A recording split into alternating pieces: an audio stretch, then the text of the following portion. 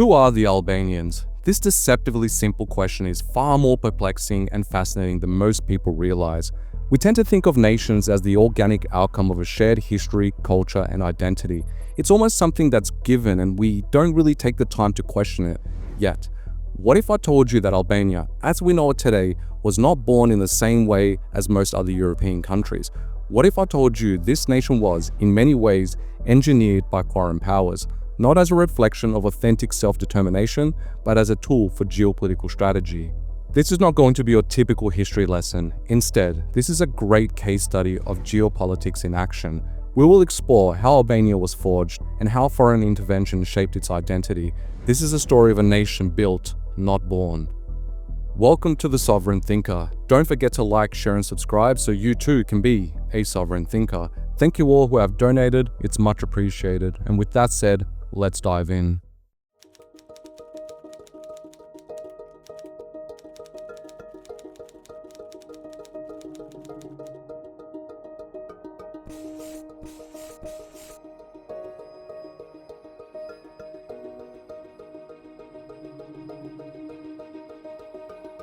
By the first half of the 19th century, the Albanian population had no shared sense of national identity. They were divided along regional, tribal, religious, and linguistic lines. What complicated matters was the Ottomans, who had ruled Albania at this point for centuries. Albanians during this period had integrated quite well into Ottoman society. Many had moved up through various levels of Ottoman administration, to the point that some were even the Grand Vizier of the empire. This meant that many Albanians identified more with the Ottoman power base than they did with some vague idea of an Albanian people. The point is, division among the Albanians was so far, so wide, and so complex that there was really no sense of nationhood among them in the first half of the 19th century, not even a collective endonym. However, in the second half of the 19th century, a cultural and intellectual movement known as the Rilindja Kombëtare, or National Awakening, began to emerge among Albanian intellectuals. This movement, led by writers, scholars, and activists, sought to promote a distinct Albanian identity. There were many figures in this movement, but perhaps the most recognized was Sami Frashëri. He contributed to the cultural and linguistic foundation for modern Albanian nationalism. He also played a major role in popularizing the Illyrian descent theory during the Rilindja movement, but more on this theory later. Though this movement was happening, it's difficult to overstate that it wasn't easy disseminating these ideas among the average Albanian, again, thanks to the regional, tribal, religious, and linguistic differences. But the turning point came when the strategic interests of the great powers demanded the creation of an independent Albanian state in the 1830s. Among these powers, Austria and later Austria-Hungary played the most decisive role. Vienna, under Clement von Metternich, the Austrian foreign minister, began establishing consulates in Albanian populated areas around when the Rilindja movement first began. Consulates were opened in Shkodër in 1839, Janina in 1847, and in Prizren in 1861. These consulates were not merely diplomatic posts, but the centers of cultural engineering. Theodor Ipin, an Austrian diplomat in Shkodër, once commented in the Ipin Memorandum in 1897 about these programs set up by the consulates. The program is aimed at achieving their intellectual development and improving the well-being of the Albanians so that a national feeling can form among them and national unification can be achieved. Official documents from the Austrian archives even showed the amount of money that was allocated for the creation of schools that helped form an identity among the average Albanian.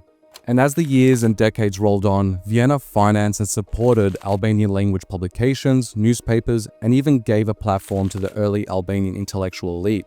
Basically, Vienna boosted the Rilindja movement, which allowed it to take off. One of the most critical aspects of building an Albanian identity was the creation of a historical narrative, because, after all, a nation requires a sense of shared memory and historical roots. This is where historical revisionism came in to boost Albanian nationalism. And the most influential historical narrative was the Illyrian descent theory. This is the idea that Albanians are the direct descendants of the ancient Illyrians, a people who inhabited southeastern Europe long before the arrival of the Slavs and Greeks. Johann Georg von Hahn, an Austrian diplomat and scholar who served in those early Austrian consulates set up under Metternich during the 1840s, was among the first to seriously advance this theory. In his seminal work, Albanische Studien, Hahn argued that the Albanian language was a direct continuation of Illyrian. He is widely regarded as the father of Albanian studies, or Albanology. While this theory lacks definitive linguistic or archaeological proof, it did at the time serve a highly political purpose. For one, it portrayed Albanians as indigenous and ancient, undermining Serbian and Greek claims to contested territories such as northern Albania, Epirus, and western Macedonia. But more importantly, it gave Albanians a unifying identity, which was vital considering the hard divisions that existed across religious, linguistic, and tribal lines. And after Hahn, many Austrian-Hungarian scholars and Albanologists such as Franz Nopscha continue to write extensively on this theory. Again, these ideas have been since critiqued and remain inconclusive, but they were highly influential at the time, not only among Albanian elites, but across Europe as a whole. British intellectual circles embraced this theory, and so did the Italians, using it to shape public opinion throughout the continent. Whether the theory was true or not, it didn't matter. It served a purpose. Even Sami Frashiri, whom I mentioned earlier, was influenced by this theory and discussed it in his book in 1899, Albania, What It Was, What It Is, and What Will Become of It. The theory remains widespread among Albanians even today. I alluded moments ago that Vienna was not the only power supporting the creation of an Albanian state. Italy and Britain played significant roles as well. Ricciardi Garibaldi, son of the famed Giuseppe Garibaldi, served as the president of the Albanian Council in Italy in 1904 and founded the La Nazione Albanese, which was a newspaper that served as a bridge between the Rilindja Kombëtare and European intellectual circles. Equally influential was Mary Edith Durham, a British anthropologist and traveller who became one of the strongest advocates of Albanian nationhood through her books High Albania and The Struggle for Scutari. British newspapers such as The Times and the Manchester Guardian also crafted narratives supporting Albanian nationhood. British MPs in the 1880s even had parliamentary debates on the Albanian question and how it was of vital strategic importance for the British Empire. Why was it so important for the Empire? Well, I'll get into that in just a moment. But keep in mind, while the British were building a narrative how it was morally correct to support the unification and creation of Albania, during the same period in 1909, the Morley Minto reforms were introduced in British India that actively worked to split the Indians apart based on religious lines. It's important to remember, my fellow listeners, there is no morality in geopolitics, only interest. So here's the million-dollar question. Why was Vienna, Rome, and London so interested in Albania?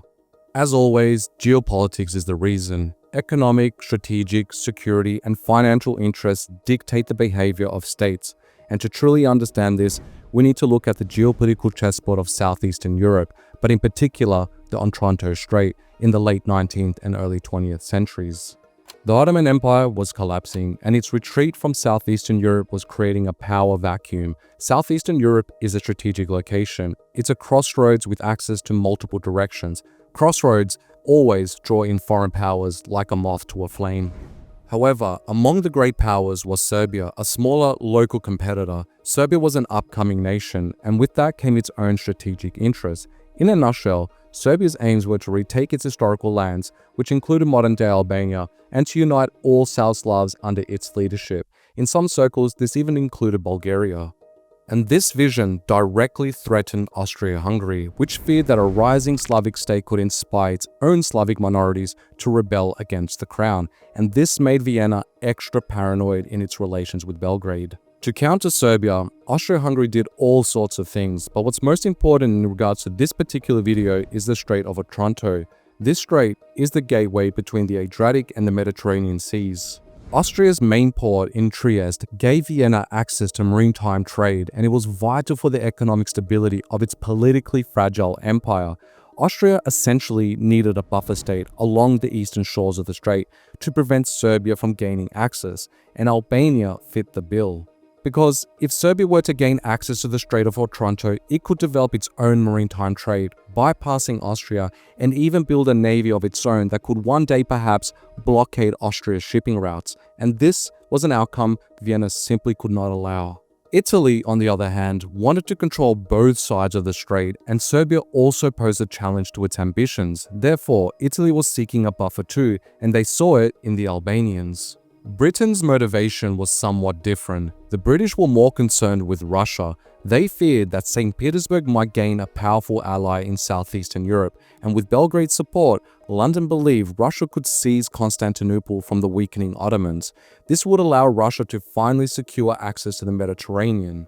As a naval and commercial power, Britain was determined to prevent any potential rival from challenging its supremacy. Therefore, any way London could keep Serbia down was in line with its broader geopolitical interests. Although Vienna, Rome, and London had different motivations, they were, in their own way, collectively working to undermine Serbia's geopolitical ambitions and bolster the Albanians, who, serendipitously, reaped the benefits of this geopolitical circumstance. And by the time of the Balkan Wars in 1912, the groundwork for Albania's independence had been laid. The Declaration of Independence by Albania's first Prime Minister, Ismail Kemali, was made on the 28th of November 1912, and in the following year, in 1913, Austria-Hungary, Italy, and Britain all recognized Albania as a country. The creation of Albania was therefore less the product of a grassroots nationalist movement and more the result of geopolitical engineering. As I said at the start of the video, this is a very interesting geopolitical case study indeed. Albanian nationalism would not have gone as far as it did if it weren't for the real architects in Vienna, Rome, and London. Now, with everything said, this video may rub some Albanians the wrong way. This is definitely not my intention. I'm sure some Albanians may argue that even if the Albanian nation was engineered by foreign powers, its creation nevertheless offered the Albanians an opportunity to build a nation of their own, something they may not have achieved otherwise due to internal divisions, limited resources, and a shortage of intellectual capital. With all things considered, this was ultimately a positive development. The Albanians deserve to have a country of their own. Frankly, I would agree with this. This is a valid argument, but it misses the deeper issue, which is the lasting geopolitical consequences.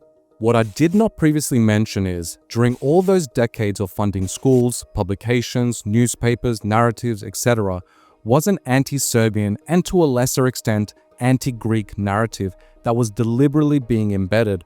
The focus on Greece was less intense, as the Greeks were not viewed by the foreign powers as a significant threat or competitor.